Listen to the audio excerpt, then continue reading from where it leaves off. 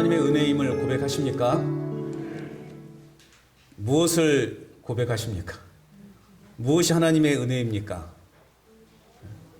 무엇이 하나님의 은혜라고 여러분 고백하셨습니까?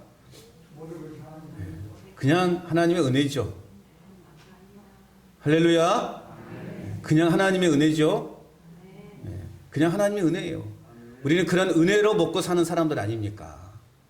세상에 그 어떤 것도 우리에게는 진정한 만족이라는 게 없어요. 아무리 진수성찬이 차려져 있어도 먹고 나면 또 배고픈 것이 우리네 인생이에요. 이 땅의 모든 것은 우리가 아무리 많은 것을 가진다 할지라도 여러분 그 가진 것은 또다시 우리에게 공허함을 주게 되고 또다시 우리에게 어떠한 욕망을 갖게 되고 또 다른 어떠한 욕심을 갖게 되는 것이죠. 이 세상의 그 모든 것들은 우리에게 만족함을 채워줄 것이 없습니다. 그러나 하나님의 은혜는 늘 우리에게 만족함으로 채워주신 줄로 믿습니다. 하나님이 이렇게 은혜 주심에 여러분 감사하십니까? 오늘 저희가 하나님의 은혜로다, 오직 하나님의 은혜로라 라고 고백하는 것 자체가 여러분 은혜임을 믿으시기 바랍니다. 저에게도 이 귀한 교회를 만나고 또 여러분들을 만나게 된 것이 올 한 해 저에게는 가장 큰 은혜임을 고백합니다. 여러분도 제발 그런 고백이었으면 좋겠습니다.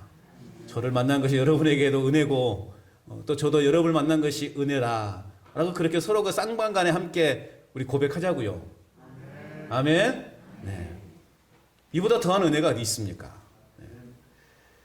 요즘 사회를 보거나 또 내가 처한 환경이나 또 여러 가지 어떤 경제적인 그러한 문제를 앞에서 하나님의 은혜다, 하나님의 은혜라 라는 것을 찾기가 사실 쉽지 않습니다. 더군다나 감사한다, 감사할 수 있다 라는 말 그 자체가 어쩌면 우리에게는 큰 부담감으로 다가올지도 모르겠습니다. 그럼에도 불구하고 오늘 사도 바울은 주의 은혜가 넘치도록 풍성하였다라고 그렇게 고백하고 있습니다. 따라서 합시다. 주의 은혜가 넘치도록 풍성하였다. 할렐루야. 그럼에도 불구하고 주의 은혜가 풍성했다. 주의 은혜가 넘치도록, 그냥 단순히 풍성했다가 아니라 넘치도록, 흘러 넘치도록 풍성했다. 사도 바울은 자신의 처지가 어떤 상황이든 상관이 없어요. 어떤 상황이든 상관없이 바울은 감사했어요. 그리고 고백합니다. 주의 은혜가 넘치도록 풍성했다. 그냥 우리가 일상적인 언어로 풍성했다, 나 주의 은혜가 충만하다, 나 주의 은혜다 그렇게 고백하는 것이 아니라 정말로 주님의 은혜가 철철 콸콸 넘쳐 흐를 만큼 풍성했다. 바울은 이렇게 고백하고 있는 거예요. 지금 바울은 자유롭지 못한 처지에 있는 상황이에요. 그런 그가 평상시에 아들처럼 여기고 있는 디모데에게 내가 감사하는 것은 주의 은혜가 넘치도록 풍성하기 때문이다 라고 그렇게 오늘 아들 디모데에게 고백하고 있는 것입니다. 여러분의 삶의 모든 영역에서 하나님의 은혜임을 고백하시고 하나님께 감사하는 그런 믿음의 삶이 되시기를 주님의 이름으로 축복합니다. 마찬가지로 올 한 해를 돌아보시면서 비록 후회스러운 일들이 왜 없겠습니까? 올 한 해를 돌아보자니 이것이 후회스럽고 저것이 후회스럽고 후회스러운 일들이 많이 있을 수 있습니다. 내가 계획했던 것만큼 이루지 못했을진다 할지라도 여러분 지금 이곳에 있게 하신 하나님 아버지께 감사하는 저와 여러분 될 수 있기를 축복합니다. 우리에게는 늘 부족함이 있어요. 내가 이루고 싶은 그 목적을 이루지 못한, 그래서 늘 후회스럽고 안타깝고 아이고 그때 좀 내가 이렇게 할걸, 내가 좀 그때 이렇게 할걸, 그런 아쉬움이 왜 우리에게 없겠어요. 그러나 지금 이 순간 우리가 이렇게 예배당에 앉아서 송년주일로 함께 예배하고 있음이 여러분 오늘 우리에게는 감사의 제목이 될 수 있기를 바랍니다. 오늘 사도 바울은 자신의 신앙 고백을 통해서 과거를 돌아보면서 감사했어요. 그리고 현재의 삶에 대해서도 사도 바울은요 감사했어요.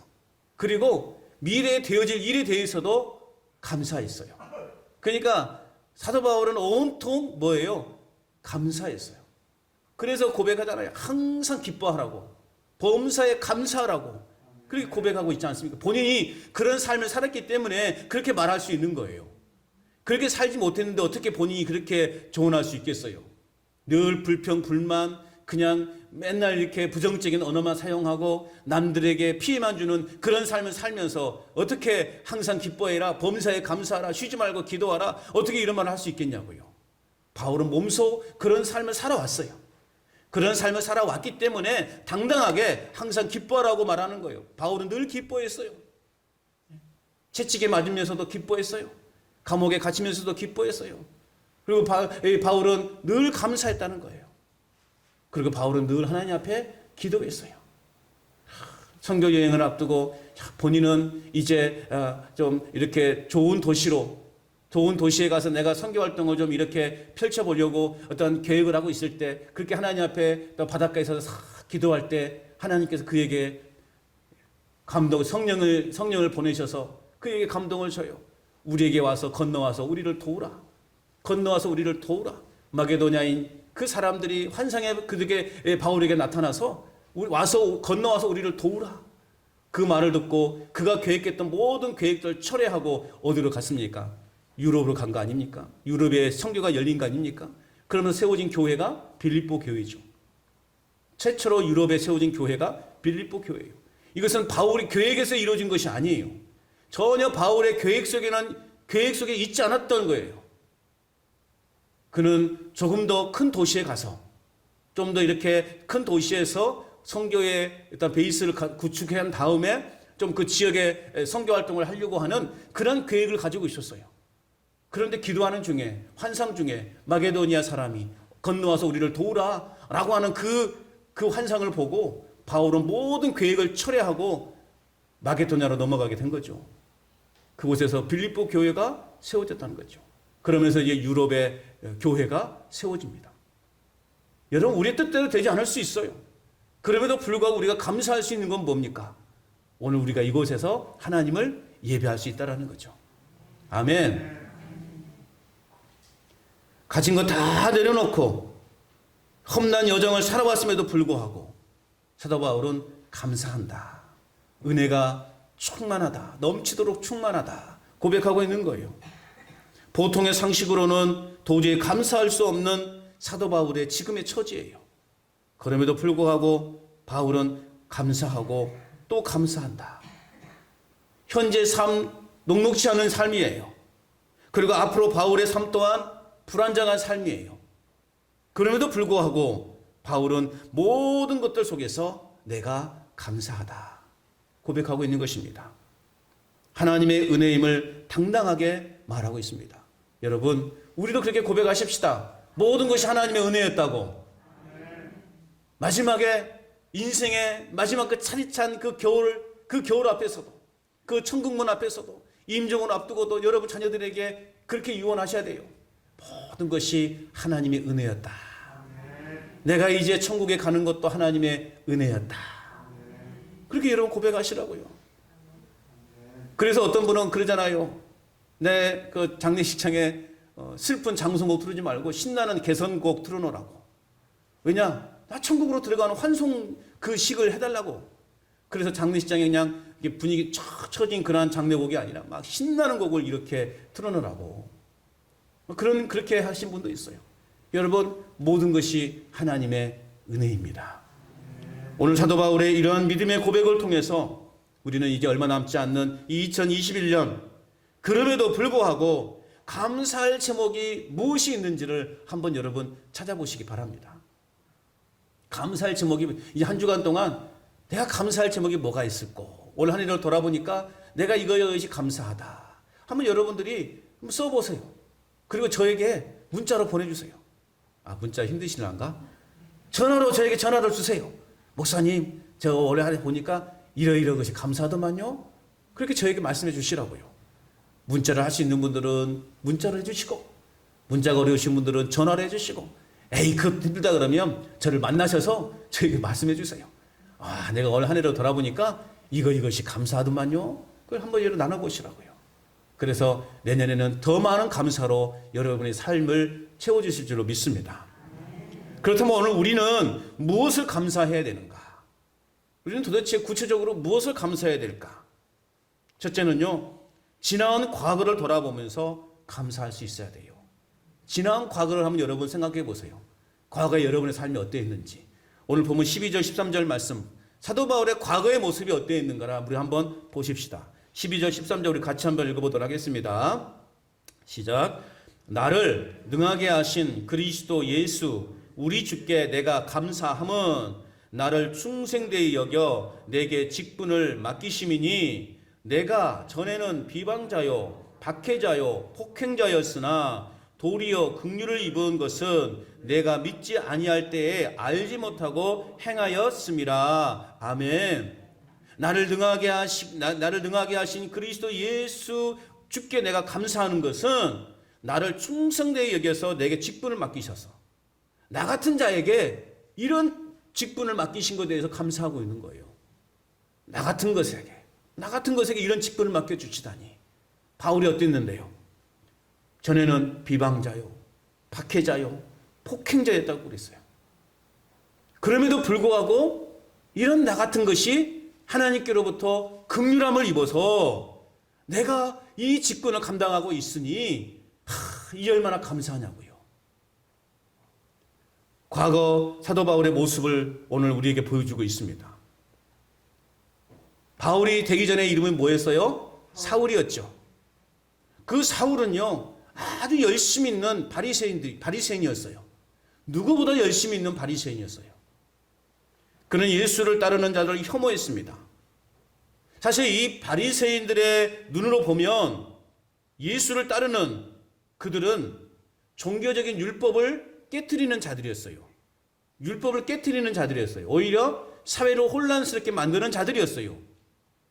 이단과 같은 존재들이었어요. 이 바리새인들의 입장에서 보면, 당시 바리새인들의 입장에서 보면 예수를 따르는 자들은 이단들이었어요. 이단. 사회를 혼란시키고 교회를 혼란시키고 오늘날로 같으면 신천지와 이단들 같은 그런 존재들이었다고. 우리가 생각할 때 신천지와 같은 그런 존재들, 또 기타 다른 이단들, 그런 존재였다는 거죠. 바리새인의 입장에서, 당시 사울의 입장에서 볼 때.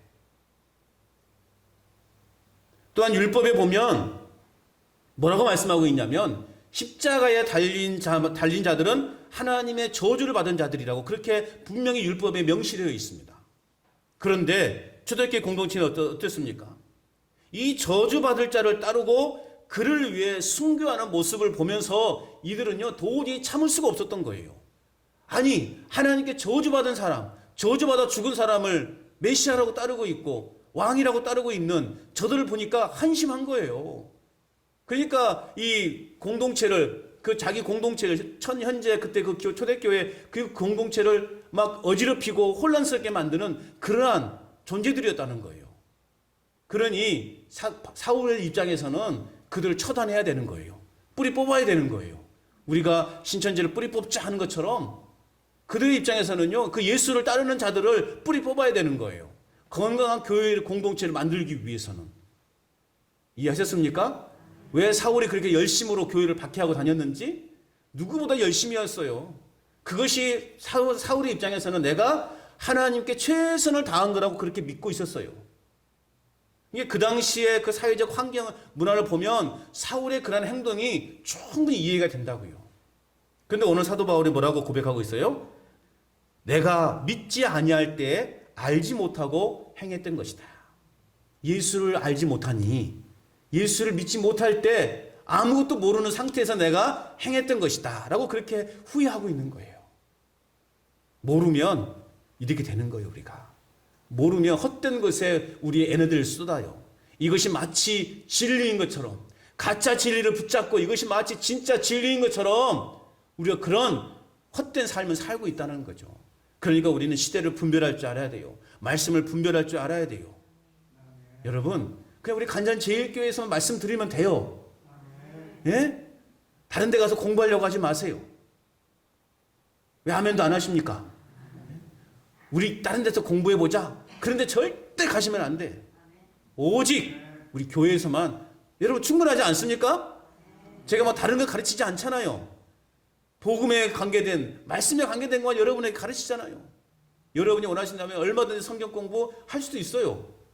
여러분들이 바쁘시니까 힘드시니까 제가 조금 미루고 있는 거예요. 계속 미루고 있는 거예요. 알지 못하면 우리는 무엇이 진리고 무엇이 참인지를 분별하지 못해요. 그래서 열심히 우리는 성경을 읽어야 되는 거예요. 성경 말씀만 읽으면 돼요. 막 그 의미를 막 팔려고 하지 마세요. 먹고 살기도 힘든데 막 그까지 연구하고 막 팔려고 하지 마세요. 제가 다 가르쳐 드릴 테니까. 여러분들이 읽으면서 그냥 감동되는 것만, 하나님 이런 말씀을 나에게 주시는 것이구나. 내가 이렇게 살아야 되겠구나. 그것만 깨달으면 돼요. 그 이상 하지 마세요. 그 정도만 돼도 충분히 우리는 여러분 하나님의 자녀로서 부족함이 없는 삶을 살 수 있습니다. 사도 바울은 예수님을 알기 전에는 그리스도인들을 그렇게 잔혹하게 핍박하고 다녔어요. 내가 알지 못할 때, 예수님을 만나지 못할 때 내가 그랬다.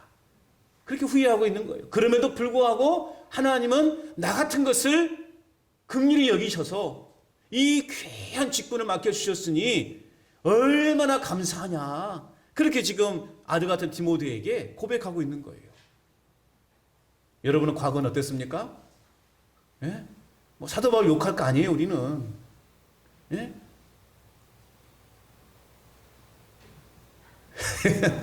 다음 제가 무슨 말을 해야 될지 제가 잊어버렸습니다. 뭔 말을 해야 돼요? 무슨 말 하려고 했는데 잊어버렸네. 여러분, 우리가 이 사울을 욕할 이유가 없는 거예요. 우리나 이 바울이나 똑같은 존재들이 아니었습니까? 예수를 알기 전에는 예수 괜히 교회 다니는 사람 핍박하고 괜히 뭐 이렇게 교회에서 좋지 않은 이야기하고 알지 못하기 때문에 그러는 거예요. 복음의 핵심을, 복음의 진리를 모르기 때문에 그렇게 떠드는 거예요. 예수님을 만나기 전에는 그리스도를 욕하고 핍박하고 온갖 방법으로 믿는 자들을 괴롭혔다 라면서 오늘 바울은 자신의 지난날의 과거를 떠올리면서 이렇게 고백하고 있습니다. 어찌됐든 바울은요, 잔인하게 교회를 핍박했던 사람이에요. 그랬던 그가 극적으로 예수님을 만난 사건이 일어나죠. 하나님께서는 내게 자비를 베푸시고 내게 내가 한 모든 일을 용서해 주셨습니다. 왜냐하면 그것은 내가 믿지 않던 때에 모르고 저지른 일들이었기 때문이었다 라고 그렇게 오늘 바울은 고백하고 있습니다. 결국 그런 바울이 기독교 역사상 가장 위대한 사도가 되지 않았습니까? 주님을 위해 죽도록 충성하고 헌신한 자의 삶으로 이 사울이 바울로 바뀐 인생을 살았다는 것입니다. 그는 이렇게 고백하죠. 사도행전 20장 24절 말씀에 내가 달려갈 길과 주 예수께 받은 사명 곧 하나님의 은혜의 복음을 증언하는 일을 마치려 하면은 나의 생명조차 조금도 귀한 것으로 여기지 아니하리라. 아멘. 과거에는 예수 믿는 자들을 그렇게 핍박하며 다녔던 그가 이제는 예수님을 위해서 내 목숨 하나쯤은 기꺼이 내놓겠다. 예수의 복음을 위해서면 내 목숨 하나쯤은 아깝지 않겠다. 아까워하지 않겠다라고 그렇게 당당하게 고백하는 자로 바뀌었다라는 것입니다. 여러분, 우리 주님은 이 사도 바울의 과거에 어떤 모습을 살았는가를 보지 않았었어요.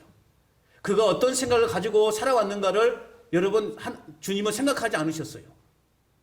그저 하나님은 그 바울에게 직분을 맡겨주신 거예요. 여러분, 만약에 하나님이 오늘 한 해 우리의 삶을 다 이렇게 점검해 보시고 다 계산해 보시고 내가 너를 구원하겠다라고 하신다 그러면 과연 구원받을 사람이 있을까?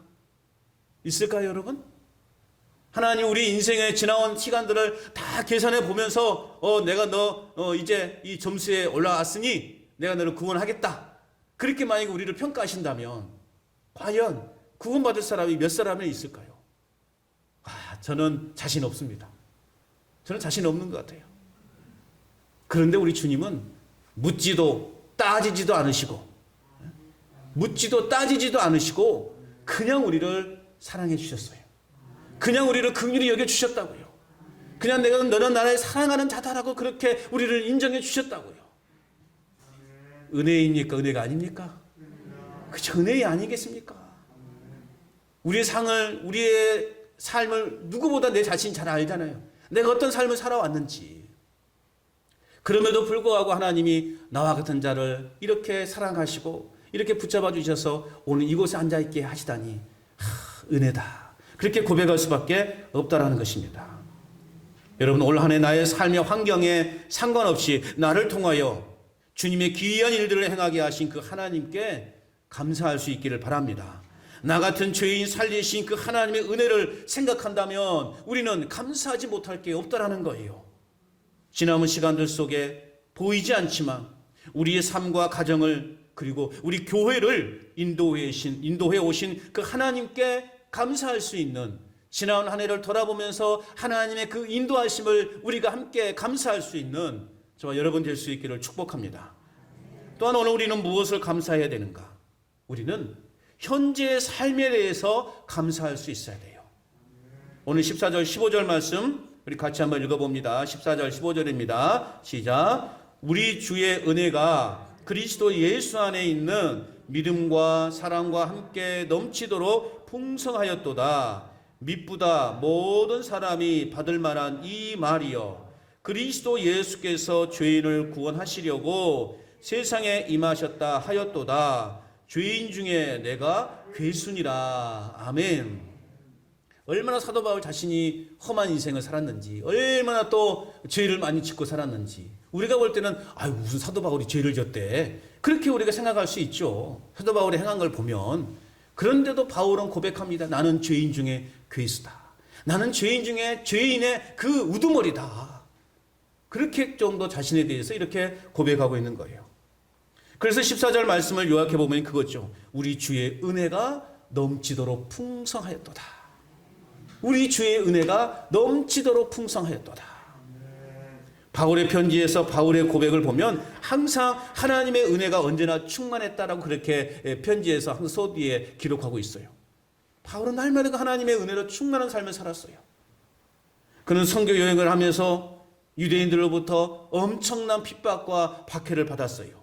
또한 위험한 고비를 수도 없이 넘겨야만 했습니다. 그러한 고난과 핍박과 죽음의 고비를 넘기면서도 예수 그리스도를 위하여 고난받는 것이 최고의 영광이라고 바울은 늘 고백했던 거예요. 그래서 고백하잖아요. 로마서 14장 8절에 사나 죽으나 주의 것이로다. 또한 고린도전서 10장 31절에 고백합니다. 먹든지 마시든지 무엇을 하든지 오직 주님의 영광을 위하여 나는 사노라. 고백하고 있는 거예요. 여러분, 사나 죽으나 주님의 것으로 살아가시길 바랍니다. 우리가 먹든지 마시든지 무엇을 하든지 오직 우리는 하나님의 영광을 위하여. 그래서 여러분 부자 되셔야 된다고요. 부자 되십시오. 누구를 위해서? 하나님의 영광을 위해서요. 그래서 우리 그리스도인들은요, 잘 살아야 되는 거예요. 맨날 가난하게 살면 안 돼. 그것도 하나님의 또 은혜가 아니에요. 우리는요, 부자로 살아야 돼. 그런데 내 배만 채우기 위해서 부자로 살아가는 게 아니에요. 우리는 하나님의 영광을 위해서 부자로 살아가야 돼요. 부자 되십시오. 이제 좀 여기서 아멘 크게 하면 또 혹시 또 좀 창피할 것 같고 그럴까 봐 또 아멘도 좀 소심하게 대답하시네. 괜찮아요. 여러분 부자 되십시오. 네. 부자 되셔요. 부자 되셔가지고 하나님의 영광을 위해서 열심히 사용하시라고요. 하나님이 주셨으니 하나님이 주신 거잖아요. 그렇게 인정 안 하신 분들 계셔요? 하나님이 주신 거예요. 내가 하나님이 나에게 건강 주셔서 나에게 일할 수 있는 그 건강을 주셔서 우리가 일하는 거 아닙니까? 따지고 보면. 그러니까 하나님께 주신 거예요. 그러니 하나님의 영광을 위해서 우리는 많은 것도 베푸는 삶을 살아가야 돼요. 많이 있어야 더 많이 베풀죠. 물론 없는 것 가운데 베푼 것이 더 은혜가 되죠. 그렇다면 기왕이면 많이 가져서 더 많이 베풀자고요. 할렐루야. 어려운 상황들로 인해서 불안한 삶의 현실에 사실은 현대인들은 직면해 있어요. 경제가 어려워요. 사는 것이 너무 힘들어요. 그래서 요즘 사는 거 어때요? 라고 그러면 요즘 즐겁습니다. 요즘 살만합니다. 그렇게 말하는 사람 거의 없어요. 다 죽겠다고 말해요. 뭐 장사 잘 됩니까? 그러면 미치겠다고 그렇게 말을 해요. 뭐 그 마음 충분히 이해하죠. 충분히 이해합니다. 어려운 시대를 우리는 지금 살고 있어요. 코로나로 인해서 또 여러 가지 경제적인 어려움들이 많이 있고 또 삶의 그 자체가 좀 이렇게 자유롭지도 못하고 또 이렇게 소상공인들의 그 어려움 충분히 이해합니다. 그러나 여러분 그럼에도 불구하고 여기까지 인도하시고 지금 이곳에 앉아있게 하신 하나님의 은혜가 얼마나 감사한지 모릅니다. 현실은 답답한 것이 사실이지만 그럼에도 불구하고 우리가 감사할 것을 찾아본다면 우리가 미처 생각하지 못한 것까지도 이것이 감사였구나. 그것이 나에게 오늘 감사의 제목이구나 라는 것을 찾아볼 수 있다는 겁니다. 여러분, 우리에게 하나님이 부어주신 그 은혜, 현실의 삶에 그 매여서 내가 감사할 조건을 못 찾는 것이 아니라 현재 삶 내가 비록 답답하고 또 지금 막 고통스럽고 절망이 있고 어려운 환경이 있지만 그럼에도 불구하고 내가 하나님 앞에 감사하다. 내가 하나님 앞에 감사하다라고 그렇게 당당하게 고백할 수 있는 저와 여러분 될 수 있기를 바랍니다. 또 마지막으로 우리는 앞으로 우리 안에 행하실 주님의 그 놀라운 일들을 기대하면서 감사해야 돼요. 과거에 우리를 지키신 하나님께 감사했고 또 현재 우리의 삶을 지켜주고 계신 하나님께 감사했고 또 이제 앞으로 우리 안에 행하실 그 주님의 놀라운 일들을 우리가 기대하면서 먼저 감사해버리자고요. 하나님께서 우리 교회 가운데 부흥을 허락하실 줄 믿고 감사하자고요. 감사하자고요.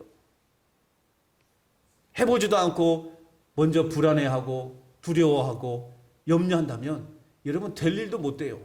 그죠? 우리는 할 수 있다라는 그 믿음을 가지고 그냥 감사해요. 아니 하나님이 우리와 함께 하시는데 우리가 뭐 다른 것도 하는 것도 아니고 영혼 구원하는데 힘쓰겠다는데 우리 좋으려고 뭐 부흥하는 것도 아니고 하나님 영광을 위해서 우리가 부흥하겠다는데 하나님 은혜를 안 주시겠습니까? 자, 17절 말씀 같이 한번 읽어봅니다. 17절 시작. 영원하신 왕 곧 썩지 아니하고 보이지 아니하고 홀로 하나이신 하나님께 존귀와 영광이 영원 무궁하도록 있을지어다. 아멘. 여러분, 사도 바울은 지난 날뿐만 아니라 지금도 그리고 영원 무궁하도록 모든 존귀와 영광을 하나님께 올려드렸습니다. 사도 바울은 주어진 현실에 충실하면서 또 장차 이제 주어질 그 하나님의 나라와 그 나라에서 내가 누릴 축복을 기대하면서 감사했다고요. 우리가 이 땅에는 지금 불편하게 살지만 여러분 우리가 가야 될 그 영원한 나라에서 영생복락의 삶을 살 것을 우리가 미리 바라보면서 감사하는 저와 여러분 될 수 있기를 축복합니다.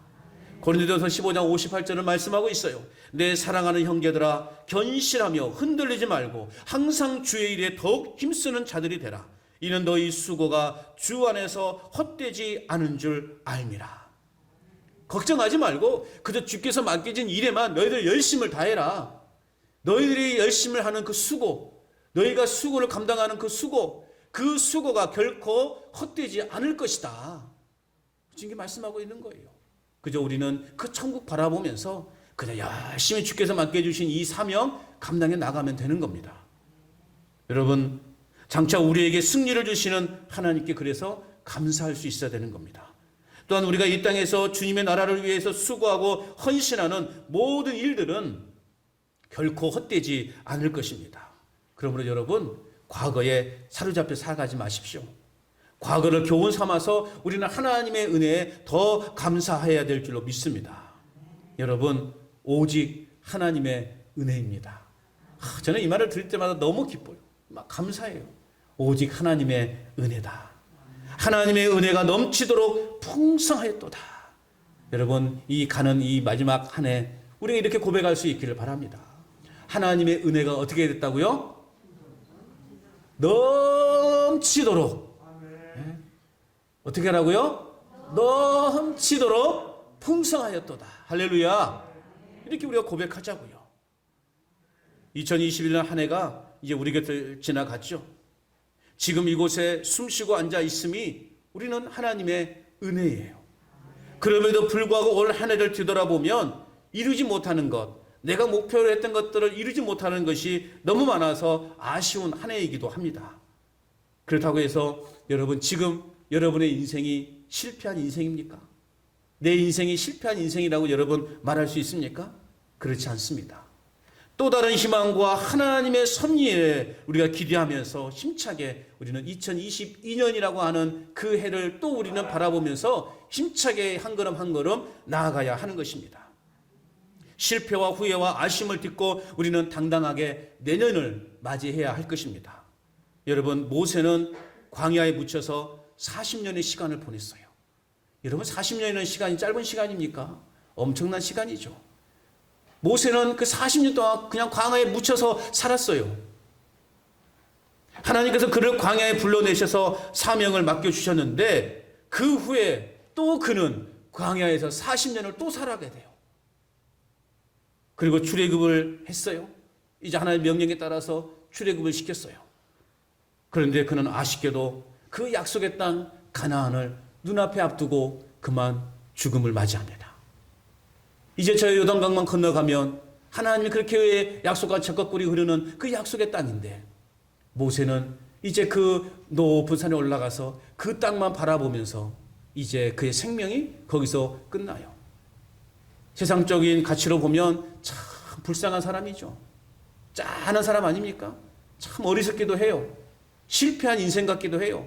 아니 그 약속의 땅, 그 땅을 위해서 이렇게 모진 고통을 해왔는데, 모진 고통을 겪으면서 왔는데 그 땅을 들어가 보지도 못하고 그 땅을 바라보기만 한 채 이제 그의 생명이 끝났으니 얼마나 불쌍한 인생이에요. 그런데 여러분, 모세를 향하여 실패한 인생이라고 말할 수 있습니까? 우리가 그 모세를 향하여 실패한 인생이라고 말할 수 있겠냐고요. 여러분, 사도 바울을 보세요. 그는 아주 좋은 가문이었어요. 아주 뼈대에 있는 가문이었어요. 배운 것도 정말 많은 지식을 가졌어요. 최고의 학문을 배웠던 사람이에요. 아주 승승장구의 선승장구 할 수 있는 그러한 여지가 다분히 많았던 사도 바울이었습니다. 그런데 그는 그 모든 것들을 다 배설물로 여겨버리고 그냥 낮은 자리에도 그냥 힘든 인생을 살았어요. 로마의 그 차디찬 그 감옥에서 그 인생을 마감할 정도로. 그런데 여러분, 이 사도 바울을 향해서 여러분 실패한 인생이라고 말할 수 있습니까? 예수님 보세요. 그 하늘 영광 보좌를 버리시고 그 낮고 천한 곳으로 오시지 않았습니까? 그러면서 가장 저수스러운 그 십자가의 죽음을 당하셔야만 했어요. 아니 예수님 뭐가 부족해서, 하나님이신데 뭐가 부족해서 그렇게 험한 인생을 살았느냐고요. 그런데 그 예수를 향해서 실패한 인생이라고 말할 수 있습니까? 아니에요. 우리는 그를 향하여 실패한 인생이라고 말할 수 없는 거예요. 우리 인생의 진정한 성공은 내 소원을 이룸과 이루지 못함이 있지 않아요. 진정한 성공은 뭐냐? 하나님의 인도하심에 있다는 사실을 여러분 믿으시기 바랍니다. 하나님이 인도하냐, 하나님이 인도함을 받느냐 받지 못하느냐에 따라서 성공 여부가 달려있다는 거예요. 힘든 세파에 시달린 인생들을 우리 주님은 아십니다. 그래서 늘 함께 하셔서 도우시고 마침내 저와 여러분들을 형통한 길로 인도해 가실 줄로 믿습니다. 그 인도하심의 은혜를 기대하면서 이제 우리가 2021년 한 해를 마무리하시고 새해를 기대와 소망 중에 기다리고 맞이하는 저와 여러분 될 수 있기를 바랍니다. 내년에 우리 교회는 이제 신앙의 기초를 다져가는 교회가 되기를 소망해 봅니다. 신앙의 기초를 다져가는 한 해. 우리가 좀 더 신앙을 좀 더 견고하게 이렇게 다져가는 그런 한 해가 되었으면 좋겠습니다. 우리 성도, 그래서 여러분 성도 한 분 한 분이 정말 불쏘시개가 되시기 바랍니다. 불쏘시개 뭔지 아시죠? 여러분 한 분 한 분이 그냥 불쏘시개가 되어서 그 불을 활활 타오르게 하시자고요. 그래서 성령이 춤추는 그러한 교회, 성령의 뜨거운 불길이 활활 타오르는 그러한 교회가 되도록 한번 여러분 만들어 보십시다. 그래서 여러분 한 분 한 분이 그 불쏘시개가 돼야 돼요. 내 불이 꺼지면 안 되는 거예요. 나에게 늘 성령의 불이 활활 타오르고 있어야 돼요. 그 불이 모여질 때 어마어마한 불이 되지 않겠습니까? 할렐루야. 그런 교회가 되기를 소망합니다. 그래서 견고한 신앙의 바탕 위에서 우리가 영적 부흥의 불을 활활 타오르게 하는 그러한 교회를 향해 우리가 힘차게 날려나가는 우리 간전제일교회가 될 수 있기를 축복합니다. 여러분, 제가 큰 것을 요구하지 않습니다. 제가 여러분에게 많은 것을 요구하지 않습니다. 이렇게 말하니까 아이고 도대체 내년에 뭘 하려고 그럴까? 지금 염려하고 계신 분들이 제가 한 서너 분 계신 것 같아요. 내년에 뭘 하려고 또 우리를 또 그냥 볶으려고 그러는 걸까? 절대 안 그래요. 안 할 거예요, 그렇게. 그저 예배 참석하시고, 말씀 여러분 읽고, 숙제 잘 하시고, 그저 하나님 드릴 거 있으면 드리고, 그러면 돼요. 어렵습니까? 똑같아요. 이번 주 한 것처럼 내년에 다음 주에 하면 돼요. 제가 여러분을 막 달달달 볶으려고 하는 거 아니에요. 여러분 한 분 한 분이 불쏘시개가 되시라고요. 내가 어디에 있든지 나는 하나님의 백성이라는 거 잊지 않고 살아가는 것만 해도 여러분 대단한 겁니다. 내가 집안에서 맨날 그냥 그 마을 회관 가갖고 그냥 요거나 고 스톱 그런 거 하지 마시고, 예? 그냥 집에 앉으셔서 성경 읽으시고 성경 숙제하시고 그저 그렇게 하시라고요. 왜 아멘 안 하십니까? 제가 마을 회관 불시 갑니다. 어떤 분이 얼마나 따셨냐 내가 그거 보고 있으랍니다. 물론 그게 뭐 치매에 좋다 그러니까 또 이렇게들 막 하고 그러시죠. 그러나 여러분 우리는 하나님 백성답게 여러분 성경을 읽으시고 성경 읽고 또 집에서 기도하시라고요. 교회 나오시기 힘드시니까 집에서라도 기도하시라고요. 단 몇 분이라도 우리 교회를 위해서 또 목사님 저를 위해서 또 우리 성도들 이렇게 또 연약한 성도들이 있지 않은가 해서 기도하시고 그러면 여러분 최소한 30분은 기도가 됩니다. 그렇게 하시라고요. 그 정도 못합니까? 예? 그 정도는 할 수 있죠? 아멘 소리 봐요. 첫 번째 아멘 내가 필요 없다고 분명히 말씀을 드렸는데 그냥. 여러분 정말 하나님이 기뻐하시고 원하시는 영적 부흥의 그러한 길을 우리가 함께 경험하는 그러한 한 해가 될 수 있기를 축복합니다. 비록 올해 무엇을 이루지 못했다 할지라도 오직 하나님의 은혜로라 라고 고백하시면서 감사함으로 올 한 해를 보내시고 또 기대와 소망 중에 2022년을 또 바라고 또 맞이하는 저와 여러분의 삶이 될 수 있기를 주님의 이름으로 축원합니다. 하나님의 은혜가 어떻게 됐다고요? 하나님의 은혜가 어떻게 됐다고요? 넘치도록 풍성하였도다. 다시 한번 같이 합시다. 하나님의 은혜가 넘치도록 풍성하였도다. 넘치도록 더 길게 하시면 더 좋은 거예요. 예? 다시 한번 하나님의 은혜가 넘치도록 풍성하였도다. 숨을 쉬셔야지. 숨 안 쉬면 돌아가셔요. 안 돼. 숨을 쉬시고 해야 돼. 그래요. 하나님의 은혜가 넘치도록 풍성하였도다. 내년 한 해는 더 넘치도록 풍성한 그러한 여러분의 복된 삶이 되시기를 주의 이름으로 축원합니다.